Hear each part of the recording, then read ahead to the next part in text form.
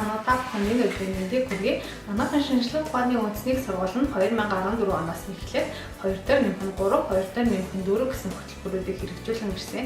Энэхүү хөтөлбөрүүдийн хүрээнд 6 мэргэжлээр оюутан эсвэлэн сургаж байгаа бөгөөд энэхүү мэргэжлүүдэд хүний их хэмж, уламжлалтын их хэмж, шүдний их хэмж, био анагаах судлаач, нийгмийн эрүүл мэндийн судлаач болон эмзүүч гэсэн мэргэжлүүд багтдаг.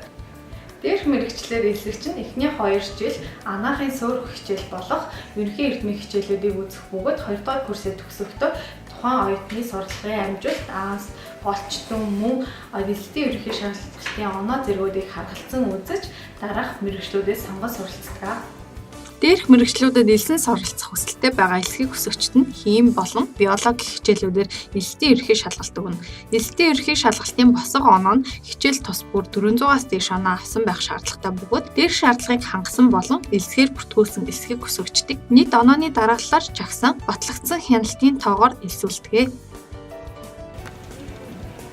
Магадгүй орон нутгаас элсгийг хүсэгчид маань үүнийг анхааралтай сонсоорой. Орон нутагт элсдийн үйл ажиллагааг Монголын ихтэй сургуулиудын консорциум зохион байгуулан ажилладаг. Монголын ихтэй сургуулиудын консорциум нь тусгай баг бүрдүүлэн очих бөгөөд элсдийн үйл ажиллагааг сонгон шалгаруулалт хийн авч байгаа. Орон нутагт дээрх мэргэжлүүдийн хяналтын тоон илгээхдэгтээ хүний их хэмж буюу анагаахын суурь боловсролын дамжаа, уламжлалт анагаахын их хэмж буюу анагаахын суурь боловсролын дамжаа, шүдний их хэмж буюу анагаахын суурь боловсролын дамжаа гэх мэтчлэн 6 мэргэжил маань нэрлэгдэн очдог.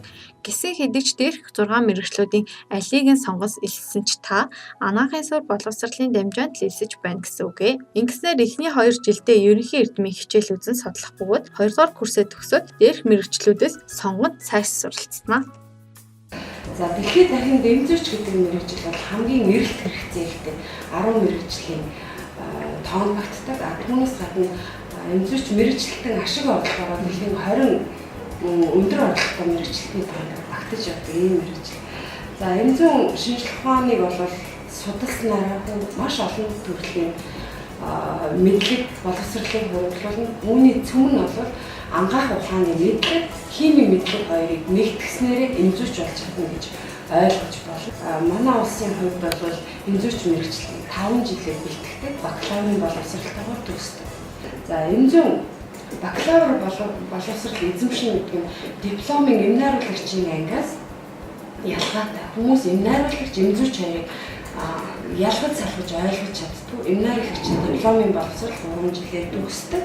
Эмзүүч нь 5 жилээр төгсдөг бакалаврын буюу дээд боловсрол.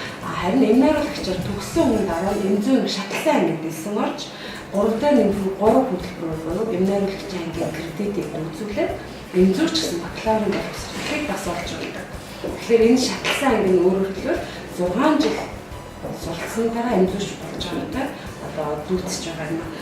Түүнээс гадна эмзүүн боловсролыг эзэмшсэн дараа нь эмзүүн магистрт бисэж болон шинжлэх ухааны өргөлөө судалгааны арга зүйг эзэмших хэмжээний эзэмшсэн мэргэжилтэн болдог. Одоо магистр бол 2 жил сурна.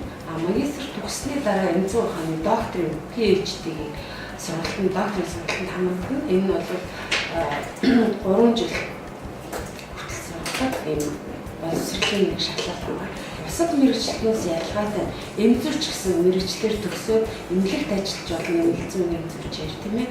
Тэгээ дараа нь мэргэжилд ажилласнараа эмнэлэгт ажиллах эмийн технологич үйлдвэрүүдэд эм хангааны хэлбэрт байгууллага эмийн сан одоо чанарын менежер, нөөцийн менежер, агуулгын менежер гэх мэт ажлын байрнууд бараг 20 шахан ажлын байранд ажилладаг учраас эрэлт хэрэгцээ өндөртэй байдаг.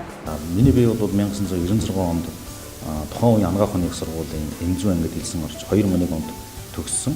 Төгсөж эмзүүч мэргэжлийг эзэмшээд өнөө хүртэлх хугацаанд бол одоо эмзүүн салбарын эмийн үйлдвэрийн чиглэлээр бол тасралтгүй 16 дахь жилдээ ажиллаж байна.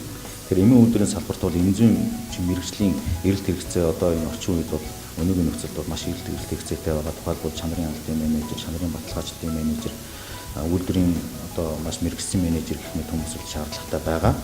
За ер нь бол өнөөгийн нөхцөлд одоогийн манай Монголын орны хэмжээнд үйл ажиллагаа явуулж байгаа, идэвхтэй үйл ажиллагаа явуулж байгаа эмийн үйлдвэрүүдийн удирдах түвшний албан тушаалтангуу за тэгээд шийдвэр гаргах түвшний хүмүүс маань бол манай сургуулийг төгсөгчд байгаа нь бол энэ салбарт бидний манай сургуулийн одоо эрдэмтэн доктор багш нарын За дээр нь маань сургуулийн маань оруулсан маш том хувь нэмэр үүний үр дүн гэдгийг үр дүн үгээр илэрч байна гэж миний бодож явдаг юм аа. Сайн байцгаана та бүхэнд өнөөдрийн мэндийг хүргэе. Би анагаах ажлын ухааны үндэсний сургуулийн эмзэн сургуулийн 5 дахь курсээс оролцдог. Тэгээд энэ эмзүүч гэдэг мэргэжлийг яагаад сонгосон бэ те? Ямар учраас сонгосон бэ гэхээр эм гэдэг маань өөрөө бүхэл бүтнийг анааж хэмжлэх боломжтой байдаг. Тэр ч утгаараа эмийн талаарх илүү их мэдээллийг олж авч те мэргэжлийн үүднээс боловсон тэм чадварлаг эмзүүч болох тэр дундаа Монголынхоо эмийн хөгжилтэй хувь нэмрээ оруулах мөн ард иргэд болон эмч төлөөлөгч нар өөрийн олж авсан мэдлэгээ хуваалцах зорилготой эмзүүч мэргэжлийг сонгосон байгаа. За манай эмзүүч мэргэжлийн маань онцлог тал нь гэвэл маш хөрвөх чадвартай. Тэрний үе гэхлээр тэм 4 үндсэн чиглэлээр төгсдөг. Нэгт нь болохоор эмийн технологи үйлдвэрийн чиглэлээр, хоёрт нь болохоор эмийн чанарын хяналт болон шинжилгээ, гуравт нь эмийн зах зээл болон маркетинг чиглэлээр, дөрөвт нь клиник эмзүүч гэсэн ийм 4 чиглэлээр манай эмзүүч нар төгсдөг байгаа.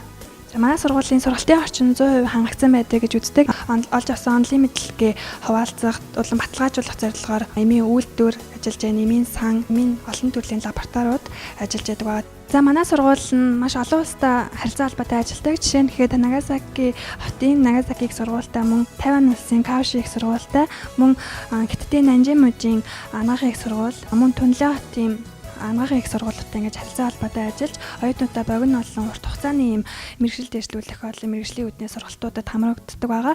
Ингэснээрээ манай сургуулийн оюутнууд нь олон улсад хүлээн зөвшөөрөгдсөн эмзүүч болон бэлтгэгдэн гарах боломжтой байдаг байгаа. Та бүхний итгэл найдвартайгаар манай сургуульд хүрэлцэн ирж зарцгаарай гэж хэлж